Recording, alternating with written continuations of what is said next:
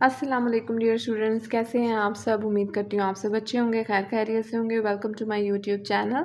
और आज हमारे इस सीरीज़ का कंप्यूटर साइंस 10th क्लास की बुक का 3rd लेक्चर है। ठीक है, पहले जो 2 लेक्चर हैं मैं दे चुकी हूँ। अगर किसी को वो वाले लेक्चर लेने हैं तो आप जो हैं इसके जो है डिस्क्रिप्शन बॉक्स में देख सकते हैं, मैंने लिंक्स ऐड किए हुए हैं। और आप एक मैंने प्लेलिस्ट बनाई है, उससे भी जो है आप सर्च कर सकते हैं, आपको वो लेक्चर्स मिल जाएंगे। ठीक है, आज हम लोगों ने जो पढ़ना है that is purpose and syntax of comments in C programming. C programming के अंदर कमेंट्स लिखने का क्या पर्पस है और क्या इसका सिंटैक्स होता है। सबसे पहले हमें पता होना चाहिए व्हाट आर कमेंट्स। आप अपने दिमाग के ऊपर थोड़ा सा ज़ोर डालें, आप कमेंट्स का वर्ड कहाँ कहाँ यूज़ करते हैं। मैंने अगर आज अच्छे कपड़े पहने हुए हैं तो मैं अपने फ्रेंड से कहूँगी कमेंट में कुछ कमेंट पास करो कि मैंने कैसे कपड़े पहने हुए हैं, आपको कैसा लग रहा है।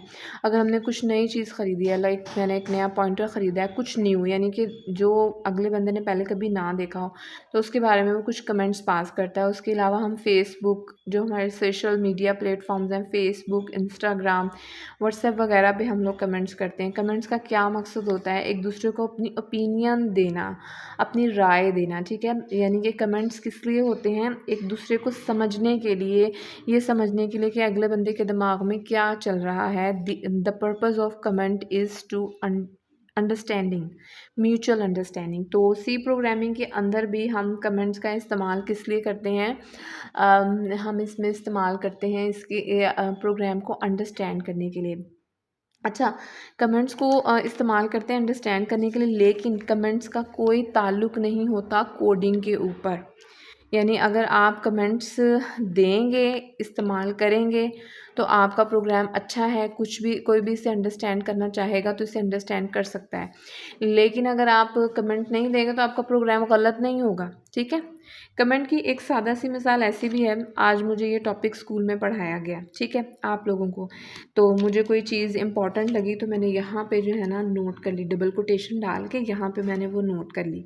या मेरे पास हाइलाइटर था, मैंने एक डेफिनेशन हाईलाइट कर ली। इसका क्या मकसद है, मैंने क्यों हाईलाइट किया, ताकि जब मैं दोबारा इसको देखूं तो मुझे ये वाला पॉइंट याद आ जाए ये देख के, और मुझे पता चले कि ये डेफिनेशन इम्पॉर्टेंट थी। सिर्फ कमेंट का मकसद यही नहीं होता कि हमें अंडरस्टैंडिंग बढ़ानी होती है किसी भी प्रोग्राम की। इसका मकसद ये भी होता है कि जिस प्रोग्रामर ने ये प्रोग्राम बनाया है पहली दफ़ा, उसने क्या सोच के बनाया है, जब वो 10 साल बाद भी अपना प्रोग्राम देखे तो उसे समझ आ जाए। ठीक है, यानी कि ये हेल्प होती है, ये शॉर्ट नोट्स कह लें आप होते हैं, अंडरस्टैंडिंग के लिए भी यूज़ होता है और ये शॉर्ट नोट्स भी आप इन्हें कह सकते हैं। आई थिंक कमेंट क्या होते हैं, किस पर्पस के लिए इस्तेमाल होता है, ये मैंने बहुत डिटेल से आप लोगों को बता दिया है। अब यहाँ से हम लोग देख लेते हैं, इसे हम सिर्फ रीड करेंगे, जस्ट देखते हैं इसमें कुछ इंपॉर्टेंट हुआ तो उसे हम अंडरलाइन कर लेंगे। अदरवाइज़ मुझे तो कुछ इंपॉर्टेंट लग नहीं रहा, लेकिन let's read it. Comments are the statement in program that are ignored by the compiler. Compiler comments को इग्नोर कर देता है, ये सिर्फ ह्यूमन हेल्प के लिए होता है।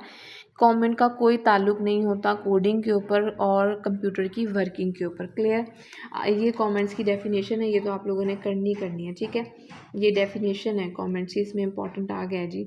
Comments are the statement in program that are ignored by the compiler and do not get executed, और ये execute नहीं होते। Usually comments are written in neutral language, natural language। Natural language का मतलब होता है इंग्लिश में लिखते हैं आप लोग। बेसिकली हम यही सपोज करते हैं कि हम इंग्लिश में लिख रहे हैं इसे।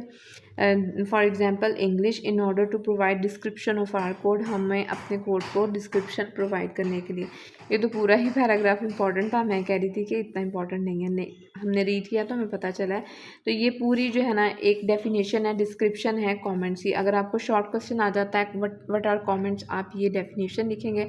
अगर लॉन्ग क्वेश्चन आ जाता है तब भी आप डेफिनेशन लिखेंगे, और नीचे जो है डिटेल हम देखते हैं कि हमने क्या क्या करना है। ठीक है, ये कमेंट की डेफिनेशन हो गई यहाँ पे। फिर उसके बाद है purpose of writing comments. Comment को लिखने का पर्पस क्या होता है, क्यों ज़रूरत पेश आती है, why we need comments to write in our program. Comments can be thought of as a documentation of a program. किसी भी प्रोग्राम की डॉक्यूमेंटेशन की सोच हो सकती है। Their purpose is two fold. इसके जो पर्पज़ हैं बेसिकली दो पॉइंट्स के अंदर बताए गए हैं। They facilitate other programmers to understand our code. ये हमें जो है फैसिलिटेशन देते हैं कि अगला प्रोग्रामर जब हमारा प्रोग्राम रीड करे तो उसे समझ आ जाए कि हमने क्या लिखा है यहाँ पे और क्या नहीं लिखा, यानी अपनी लॉजिक को समझाने के लिए इस्तेमाल होते हैं। दूसरा पर्पस क्या है, they help us to understand our own code even after years of writing it. अगर हमने जो अपना कोड लिखा है ना, सालों बाद भी हम उसे पढ़ें तो हमें अपने कोड का पर्पस समझ में आ जाए। We do not want this statement to be executed because it may cause syntax error as the statement are written in natural language। हम इनको कोड का हिस्सा नहीं बनाते क्योंकि ये नेचुरल लैंग्वेज में लिखी जाती हैं और ये जो है एरर क्रिएट कर सकती हैं। यहाँ पे ये क्वेश्चन हो सकता है कि why do we not include comments as coding, यानी कोडिंग के तौर पे हम इसे क्यों नहीं यूज़ करते। तो इस शॉर्ट क्वेश्चन का क्वेश्चन आंसर जो है ये बनता है। और वैसे तो ये इसका पार्ट है ही, purpose of writing of comment का। उसके बाद सिंटैक्स देख लेते हैं। Writing comments in C programming language there are two type of comments. Comments की दो इकसाम होती हैं। First one is single line comment and second one is multi line comment. अगर आपकी छोटी सी बात है तो हम उस सिंगल लाइन कमेंट कर देते हैं, अगर थोड़ी सी बड़ी बात है या बड़ी डिस्क्रिप्शन देनी है तो हम मल्टी लाइन कमेंट का इस्तेमाल करते हैं। दो तरह के कमेंट्स प्रोवाइड की जाते हैं सी लैंग्वेज के अंदर। सिंगल लाइन कमेंट देख लेते हैं। ये है start with double slash. Double slash से स्टार्ट होता है, यानी जब भी आपने कमेंट लिखना है कोडिंग के अंदर आप डबल स्लैश डालेंगे। जहाँ पे इकट्ठा डबल स्लैश होगा कंपाइलर को पता चल जाएगा this part will be ignore, this part surely a comment, यानी कि इस पार्ट को हमने इग्नोर कर देना है क्योंकि ये क्या है, एक कॉमेंट है। ठीक है। Anything after double slash on the same line is considered comment.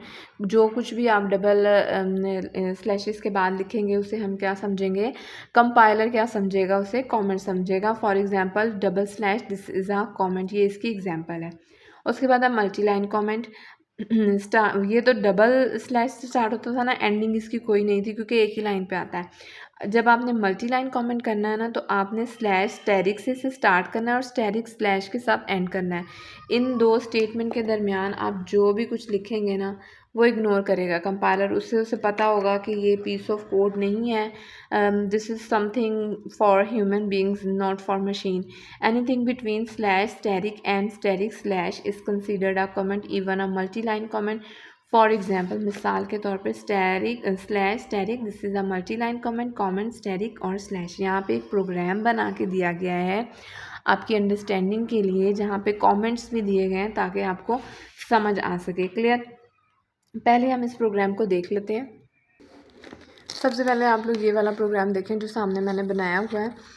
इसमें क्या है, हमने एक हेडर फाइल इंक्लूड किया stdio.h, क्योंकि सिर्फ हमने printf फंक्शन यूज़ किया। printf फंक्शन जो है stdio.h के अंदर डिफ़ाइन किया गया, तो इसलिए हमने लिंक सेक्शन में stdio.h का नेम ऐड कर दिया। ठीक है, सिंपल हमने हेडर फाइल इंक्लूड की वॉइड मेन, और इसके अंदर कुछ नहीं लिखा, हमने सिर्फ एक मैसेज प्रिंट करवाया, I am a student of class 10th, यानी कि स्क्रीन के ऊपर सिर्फ ये वाला मैसेज प्रिंट होगा और इस प्रोग्राम का कोई मकसद नहीं है। लेकिन अगर हम कमेंट ऐड करना चाहें, हम किसी को भी बताना चाहते हैं कि हमने ये क्यों लिखा है, ये क्यों बनाया है ये प्रोग्राम, तो हम कमेंट ऐड कर सकते हैं। कमेंट कुछ भी हो सकते हैं। ठीक है, यहाँ पे हम लिख लेते हैं, डबल स्लैश डालें, इसका मतलब है कमेंट ऐड होने लगा है। डबल स्लैश डाला, दिस प्रोग्राम जस्ट डिस्प्ले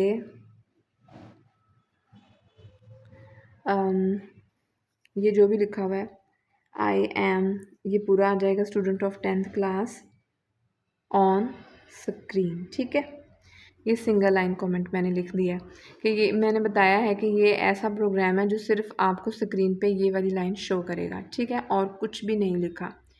और कुछ भी आप कमेंट लिख सकते हैं। यहाँ पे लिख सकते हैं मल्टी लाइन कमेंट आप लिख सकते हैं कि जैसे कि मैंने किसी स्टूडेंट को ये प्रोग्राम बना के दिया, उसे वो भी बिगनर है, उसे नहीं पता, तो मैं यहाँ पे लिख देती हूँ body of main function starts from here. ठीक है, ये सिंगल लाइन कमेंट था दोनों।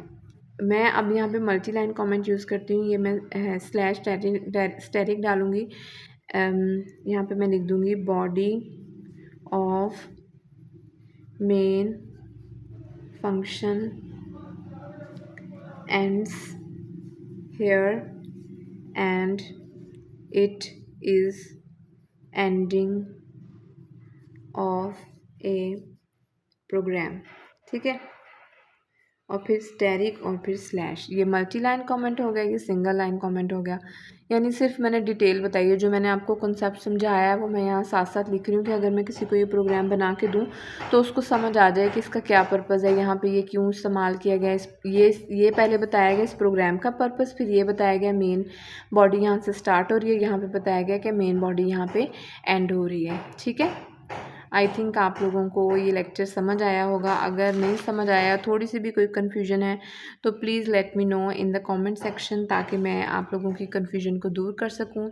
और अगर मेरी आपको ये वीडियो पसंद आई हो तो, और आपने अभी तक मेरे चैनल को सब्सक्राइब नहीं किया तो प्लीज़ सब्सक्राइब कर दीजिए और बेल आइकन को भी प्रेस कर दीजिए, ताकि हर न्यू लेक्चर जो भी मैं अपलोड करूँ उसका नोटिफिकेशन आप लोगों को मिल सके, और कोई भी नॉलेज जो है वो आप लोगों से इग्नोर ना हो और आप लोग उससे जो है ना फ़ायदा उठाएं। Thank you. अल्लाह हाफिज़।